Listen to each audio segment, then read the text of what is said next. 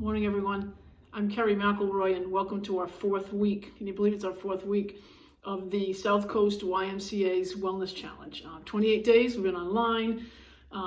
Lots of great stuff happening. I've gotten great feedback from clients and folks that I've seen on the street, so to speak, or talked to in Zoom meetings, saying that they're really loving that we've just put this together. And even though they may not be able to do something every day, they know it's there and it's something to try. And that's been really great. So thanks so much for the feedback. That means so much to all of us as trainers that have taken some time to do this daily for you over the last 28 days. So my whole theme throughout this whole wellness challenge of the 4 days that I've done has been with heart rate training. And how important heart rate training is to really getting to your goals. I mean, everyone wants to feel fit, maybe lose a little bit of weight. That's always a huge thing that people tell us as trainers. Feel like they have some strength, be able to climb stairs, carry a laundry basket, chase the kids outside, run around, take a bike ride, what have you. So we talked a little bit about the 3 states of existence: rest, aerobic, and anaerobic heart rate zones. And if you don't have a heart rate monitor, that's okay. You could have been able to get your heart rate by just checking your pulse and then doing a little bit of math. There's all kinds of different menus online that you can get to if you're unsure of how to get your heart rate. So rather than me, I think I put that in one of my first how to get your heart rate if you don't have a heart rate monitor, how to do that. I put that in my first, so go back to the first week and you can see that, how to do that. I think you counting to 10 and then multiplying by 15 and you should be all set. I'm sorry, multiplying by 20. So at any rate, if you have a heart rate monitor, and really who doesn't in this day and age, most of us have either the Fitbits, the Apple Watches, the Polar Watches, the MyZone straps. Polar makes a strap, sometimes a chest strap that goes with your watch or goes with your phone. So you should be able to have this data in front of you. So by now, hopefully you've taken a look at what your rest zone is, which is 65% of your max heart rate or lower. That's kind of when you get up in the morning, or when, like me, I'm just sitting here talking to you, I'm in a state of rest. I'm not aerobic. Your second state is your aerobic state, which is kind of, your state where you're moving around a little bit. You might be, just outdoors, walking around, you're up and about, maybe vacuuming, whatever, cleaning the house, might produce an aerobic state for you. And that's generally about high 60% to kind of low 80% of your max heart rate. Max heart rate, again, is, remember, the number 226 minus your age. That gives you your theoretical max heart rate.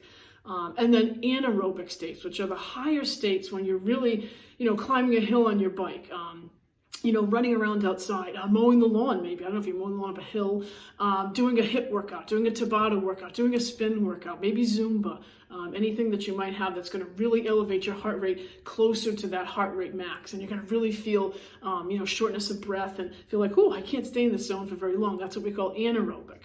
And without getting into what exactly that means, you could look it up online, or you could train with any one of us if you're interested in training when we get back to the Ys and they open up. We can talk a little bit more about your individual training zones and what that means. But for a moment, I want to get back and talk about calories in relation to heart rate today, because I promised you that. Oh, one more thing though, I did promise you that to talk about anaerobic threshold. Just keep in mind, and then I'll get to calories in a minute. Keep in mind that once you take the number 226 minus your age, and you work from that heart rate max, know that that number that you produce is simply a number based on a standard bell curve of someone in your age range. What's the average fitness level of somebody in that age range? So you could have that number, that heart rate max, could be actually higher than what your physical heart rate max could be, or it could be lower than your heart rate max. And I generally find it to be lower when folks are 60 and over and in really good cardio shape. So a lot of people 60 and over will tell me, I did the 226 minus my age, and I feel like I can get to that number easily in a spin class, and I don't really feel like I'm out of breath. Well, that's because your anaerobic threshold is probably much higher than the average person in your age range. So keep in mind that you could actually do an anaerobic threshold test too. It's easy to do on a spin bike. I used to do it all the time with folks. Or you could do it when you're running or walking. You want to take your heart rate monitor and put it in heart rate zones so that you can see your 3-digit numbers and you're walking or running or whatever you're doing, biking, and take a look at what point you start open mouth breathing and look right down and take a look at your number. And that's really pretty much what we call your anaerobic threshold. So with that said, if your anaerobic threshold is higher than what the 226 minus your age produces, then know that all of those other zones are going to rise as well. So, your aerobic zone range and your anaerobic zone range will raise a little bit too, because you are that much fitter. Now, the other side of the coin is that you may, what may look like 75 to 80% of your heart rate max produces that feeling of anaerobic. Oh my gosh, I can barely breathe. So you may be a little bit of cardio out of shape, what we call, maybe, needing a little work on your cardio fitness and feeling like your anaerobic threshold is lower than the standard bell curve for your age range. Nothing wrong with that. Please don't be ashamed. Oftentimes that happens. That's why we're here, to help, to walk you through it. So if that's you might want to take a look at doing a little bit more cardio workout type movements, but not so high that you're feeling like you're going to collapse. And you might, of course, want to take a look at some training when you get back we open up at the Ys, and maybe just do a little bit of talking with the trainer, or talk to a fitness professional anywhere. Any of the group fitness class instructors can help you with aerobic training and talk to you a little bit about your zone and how you're feeling, and how to make sure you breathe yourself back down. And we don't want anyone to be too high or higher than they should be during any types of workouts, be it personal training or be it a class or what have you. So just that you're aware of that. But today, I'm already at the 6-minute mark, but hey, I'm not giving you a particular workout, so that'll be okay. I want to talk about calories in relation to heart rate zones. Really quickly, we have to start with something called basal metabolic rate. BMR, and you can get a simple basal metabolic rate chart online if you just put in the words basal metabolic rate. And you can take a look at, it's going to ask you all kinds of factors, your age, your gender, your fitness level, and it's going to plug in some data and give you basal metabolic rate, which is your basic level of calories that you burn if you're at rest. So if you got up and just kind of laid on the couch all day and binged on Netflix or whatever it is that you're going to do, that would be your basal metabolic rate, okay? Now, people ask me all the time, how do I know how many calories I burn a day? Well, now you have to take that basal metabolic rate and you have to figure out how many calories you're going to add to that for all the things you do all day. Well, that's where your watches come in. So, if you have an Apple Watch, I think it breaks down all the different stages, your workout calories and your working calories and your rest calories, your basal metabolic. It may even give you basal metabolic rate. I don't have an Apple Watch, but those things are so souped up, they do everything but wash the dishes for you. So it should tell you that. So you may not even have to go further than just looking down at your watch. But I want you to, here's your challenge for the week.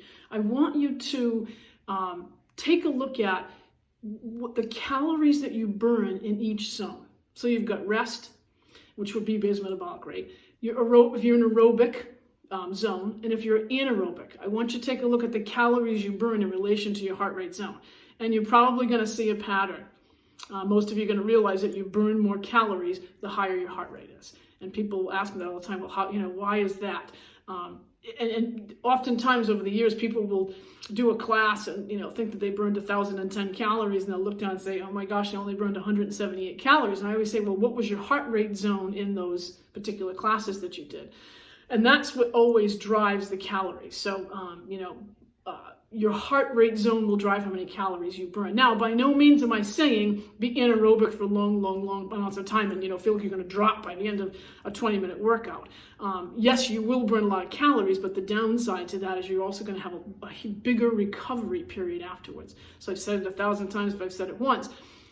Your work phase is only as good as your recovery phase before it. Okay, so if you're good training for a marathon or a long biking event or a triathlon or what have you, you wouldn't, run 26 miles every day before you did that marathon. You do kind of a curved down rest. So you do a long set of mileage, maybe 2 weeks before you did that marathon, and then you'd kind of gradually bring yourself down until the day of the marathon. Because again, you're establishing that rest period so that you are rested and ready to go on the day of the event. And workouts at home are no different, and classes are no different. You can't be high in aerobic for long periods of time, day after day after day, without feeling burnout. So you've got to do periodization. You've got to watch your heart rate zone. So some days should be, when I used to train my track athletes, we used to have a 1, 2, or 3 day. Whenever I said it was a 3-day, they were like, oh, God, coach, okay, it's a 3-day. So you had to have a recovery day, a medium work day, and a hard work day. And they couldn't all be back to back. Okay, so some days I might do 2 1-days in a row if we knew we were coming up to a big meet. So we might do 2 rest days, but they're always moving. It was just rest meant a lower state of heart rate. Okay, so it gave them a chance to recover and be ready to come back up when it was race day. So again, be aware of that. So take a look at calories burned in relation to your heart rate based on your basal metabolic rate. Take a look at what you think your anaerobic threshold is. Actually, I'm going to add that. So let's make it, as I'm making this off the cuff, you've got 2 challenges this week. Number 1, watch and see the calories that you burn in each of your zones, rest, aerobic, and anaerobic, and post them. And the other is find your anaerobic threshold. So again, walk, run, bike, whatever. And when you start to open mouth breathe, and you feel like you're really, struggling to breathe, take a look down at what your heart rate is, or take your heart rate, okay? And take a look at what your anaerobic threshold will be. I think all of these numbers, getting to know them and kind of committing them to memory is going to make a huge difference for you overall between nutrition and good physical health. Okay, all right, any questions? Again, don't be afraid to put the questions down below or email me at kmcelroy@ymcasc.org. I'm the coordinator for personal training in Fall River, so let me know if I can help, okay? Listen, everybody be well, be healthy. I've enjoyed working with you in the challenge and seeing all the different things that you posted. So be well, stay in touch. We love and miss you all.